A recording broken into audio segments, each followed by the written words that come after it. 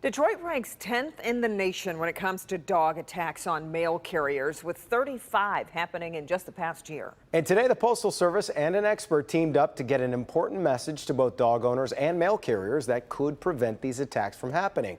Sean Lay's live tonight. And Sean, obviously, given those stats, this is a real problem. We've seen it around Metro Detroit before. You're right, guys. This was really interesting training here. Also, it was very intense for these letter carriers. Almost all of them said either dogs have come after them or dogs have attacked them in their careers. And also, there was a very direct message today with two dog owners. You hear that, homeowners? They can be on your property without your permission.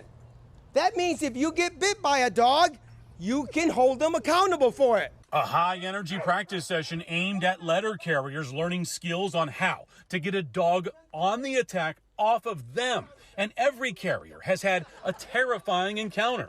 As I put the mail in the box, the dog charged right through the screen door. I ended up jumping off the porch. He was lunging, and I got my arm, and he did a rip.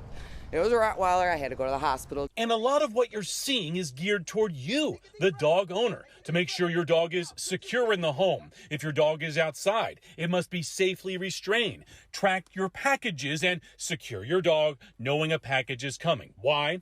Because if your dog attacks, you are liable for medical expenses, repayment of lost work hours, replacement of the uniform, just to name a few. The USPS and pro dog trainer Hector Hernandez led this learning session for letter carriers on doing anything they can not to get bitten, and also for homeowners to do everything they can never to let their dog go after someone. If any of you have ever had an encounter with a dog attack, it can be very traumatic, both mentally and physically. Sometimes these letter carriers become PTSD with dogs.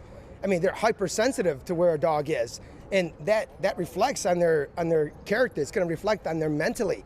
So you try to minimize that by managing and controlling your dog.